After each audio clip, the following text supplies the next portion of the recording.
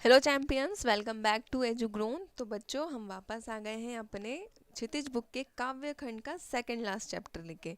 तो बच्चों, हम आपको यहाँ बता देते हैं कि ये हमारे काव्य खंड का सेकंड लास्ट चैप्टर है। इसके बाद जो स्टार्ट होगा वो होगा हमारा गद्य खंड। जैसा कि हमने सारी बुक्स में देखा है अभी तक, पहले हम इसके काव्य खंड कंप्लीट करते हैं, देन उसके बाद हम पहुँचते हैं इनके गद्य खंड पर। तो जैसा कि इसी के साथ हमारा आज का जो पहला सेकंड लास्ट चैप्टर है वो है हमारा कन्यादान। जो कन्यादान है वो रचित है ऋतुराज जी के द्वारा। अब आप समझेंगे कि ऋतुराज जी किस तरह के कवि थे। तो सबसे पहले हम जानते हैं ऋतुराज जी के जीवन के बारे में। कवि ऋतुराज का जन्म राजस्थान के भरतपुर जिले में सन 1940 में हुआ था। इन्होंने राजस्थान विश्वविद्यालय जयपुर से अंग्रेजी में एमए की उपाधि ग्रहण की थी। इन्होंने लगभग 40 वर्षों तक अंग्रेजी का अध्ययन किया। ऋतुराज आज तक के प्रकाशित काव्य संग्रहों में पुल पानी में एक मरण धर्म और अन्य, सूरत निरद और लीला अरविंद इनकी प्रमुख काव्य संग्रह हैं। इन्हें कई सारे पुरस्कारों से सम्मानित किया गया है, जिसमें सोमदत्त, परिमल सम्मान, मीरा पुरस्कार, पहल सम्मान तथा बिहारी पुरस्कार शामिल हैं। इन्होंने अपनी कविताओं में यथार्थ से जुड़े सामाजिक शोषण एवं विडंबनाओं को स्थान दिया है। इसी वजह से इनकी काव्य भाषा लोक जीवन से जुड़ी हुई प्रतीत होती है। तो इन्होंने अपनी कविताओं पर जोर दिया है, उसका सब्जेक्ट रहा है सामाजिक शोषण और विडंबना। तो इसी के साथ हमारा जो आज का चैप्टर है कन्यादान, ये आधारित है किसी बच्चे के विवाह पर, है ना। तो किसी घर की किसी कन्या का विवाह होने के पश्चात उसके घर में जो उसके माता पिता होते हैं, उन पर किस तरह दुखों का पहाड़ टूटता है या उनके जीवन में किस तरह के बदलाव आते हैं, और जिसका विवाह होता है उस कन्या के जीवन में किस तरह के बदलाव आते हैं। तो ये सारी व्याख्या का वर्णन उन्होंने कुछ लाइनों में हमारे सामने रखा है कि वो जो कन्या होती है वो किस तरह की पूंजी होती है घर के लिए, पिता का उसके साथ किस तरह का संबंध होता है, माता के साथ उसका किस तरह से संबंध होता है, परंतु विवाह के बाद वे सारी चीज़ें किस तरह से आपके सामने आती हैं। तो वो सारे प्रॉब्लम्स का वर्णन उन्होंने हमारे सामने एक कविता के रूप में किया है। तो सबसे पहले हम शुरू करते हैं हमारी कविता की पहली लाइन, जो कि है, कितना प्रामाणिक था उसका दुख, लड़की को दान देते वक्त जैसे ही उसकी अंतिम पूंजी हो। तो कवि यहाँ पे ये बता रहे हैं कि अपनी लड़की का कन्यादान, मतलब अपनी लड़की की शादी को, मतलब बच्ची के विवाह, शादी के बाद जब उसको विदा करते हैं, तो माता या पिता के लिए वो टाइम बहुत ही ज़्यादा दुखदाई होता है। हर माता को यह लगता है कि उसके जीवन की आखिरी जमा पूंजी भी उससे दूर जा रही है। बड़े ही लाड़ दुलार से उन्होंने अपनी बेटी को पाल पोस कर बड़ा किया था। आखिर अपनी बेटी के साथ ही तो वे अपने जीवन का सुख दुख बांटती थी, वही तो उनके जीवन की साथी थी, परंतु अब वह साथी उनसे दूर जा रही है ना। तो यहाँ पे कवि अपनी पंक्तियों में एक माँ का दर्द हमारे सामने प्रस्तुत कर रहे हैं। वे ये उनकी माँ ये मन में ये बातें आ रही हैं कि अगर उसके जीवन की जो आखिरी जमा पूंजी है, मतलब उसकी पुत्री के रूप में है उसकी आखिरी जमा पूंजी, वो भी अब उससे क्या हो रही है, दूर जा रही है, जिसको उसने बहुत ही लाड़ प्यार से पाल पोस कर बड़ा किया था। क्योंकि एक माँ के लिए उसकी बेटी ही क्या होती है, उसके जीवन का सुख दुख बांटने का आधार होती है ना। माताएं अपनी बच्चियों से या अपनी बेटियों से ही क्या करती है, अपने जीवन के सुख दुख को साझा करती है ना। वही उनके जीवन की क्या होती है, संगनी होती है या साथी होती है या सहेली होती है। परंतु अब क्या हो रहा है कि वो सहेली भी उनसे दूर जा रही है।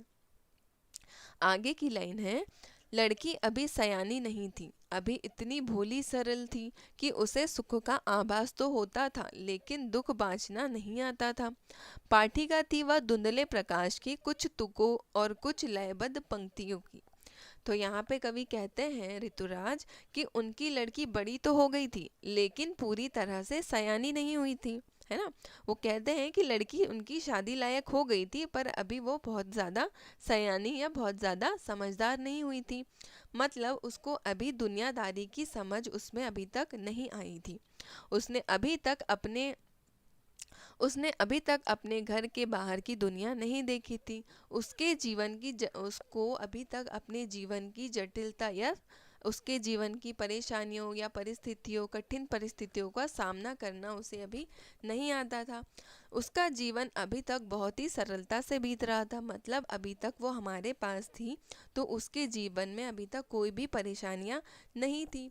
यही कारण था कि उसे खुशियां मनाना तो आता था, है ना। यही कारण था कि वो खुश तो रहती थी और खुशियां उसे बांटना भी आता था। लेकिन परेशानियों का सामना कैसे किया जाता है ये अभी तक नहीं समझ पाई थी, है ना। मतलब बच्ची अभी इतनी सयानी नहीं हुई थी कि सारी परेशानियों का वो खुद से सामना कर सके, है ना। दुखों को बांटना उसे अभी तक नहीं आया था। अपने घर की बाहर की दुनिया उसके लिए एक धुंधली तस्वीर की तरह थी, जिसे वो कभी ठीक से देख ही नहीं पाई। जब कोई व्यक्ति घर के बाहर कदम ना रखे, बाहर की दुनिया में वक्त ना गुजारे, तब तक उसका संपूर्ण रूप से विकास नहीं हो सकता। तो कवि यहाँ पे कहते हैं कि जब तक कोई भी व्यक्ति बाहर ना निकले, बाहर के लोगों से मिले ना जुले ना, तो उसका पूरी तरह से विकास नहीं हो सकता। क्योंकि जब तक वो बाहर के लोगों से मिलेगा नहीं, जान पहचान नहीं होगी, तो वो बाहर की दुनिया को कैसे समझेगा। इसलिए वह अभी भोली बच्ची है, केवल सुखों की ही कल्पना में जी रही है। मतलब अभी तक उसको कोई किसी भी तरह के दुखों का कोई भी आभास नहीं हुआ है। माँ ने कहा, पानी में झांककर अपने चेहरे पर मत रीझना। आग रोटियां सेकने के लिए है, जलने के लिए नहीं। वस्त्र और आभूषण शाब्दिक भ्रमों की तरह बंधन है स्त्री जीवन के। तो वो इन लाइनों में एक कवि अपनी माँ का वर्णन करते हुए कहते हैं कि एक माँ अपनी बच्ची को शादी के टाइम किस तरह से समझा रही है या नसीहत दे रही है कि उसे ससुराल में किस तरह से रहना है और किस तरह से नहीं रहना है। मतलब किस तरह से लोगों के साथ व्यवहार करना है और किस तरह से व्यवहार नहीं करना है। सबसे पहले माँ अपनी बेटी को बोलती है कि कभी अपनी सुंदरता पे मत इतराना, क्योंकि सांसारिक जीवन को सही तरह से चलाने के लिए सुंदरता से ज़्यादा हमारे गुण काम आते हैं। तो वो ये कहती हैं कि अपनी सुंदरता पे कभी भी घमंड नहीं करना, क्योंकि अगर तुम्हें जीवन चलाना है तो तुम्हें अपने रूप से नहीं, अपने गुणों से काम लेना है। फिर माँ अपनी बेटी से कहती है कि आग रोटियां पकाने के लिए होती है, ना कि जलने के लिए। तो वो इन लाइनों में कह रहे हैं कि एक दहेज प्रथा या बच्ची जो जल जाती है, मर जाती है, इन सब की ओर इशारा करते हुए कह रहे हैं कि वह अपनी बेटी से यह कहना चाह रही हैं कि अपनी जिम्मेदारियों को अवश्य निभाना। मतलब जो भी तुम्हारे ऊपर काम आएंगे या जो भी जिम्मेदारियां तुम्हें दी जाएंगी उनको बहुत ही अच्छे से उनका निर्वाह करना। परंतु जब भी तुम्हारे ऊपर किसी तरह का अत्याचार हो, है ना, दुष्काम हो या गलत काम हो, तो उसको कभी भी नहीं सहना। किसी भी तरह के अत्याचार या किसी भी तरह के शोषण को नहीं सहना। उसके बाद माँ कहती है कि वस्त्र आभूषण के मोह में कभी भी नहीं पड़ना।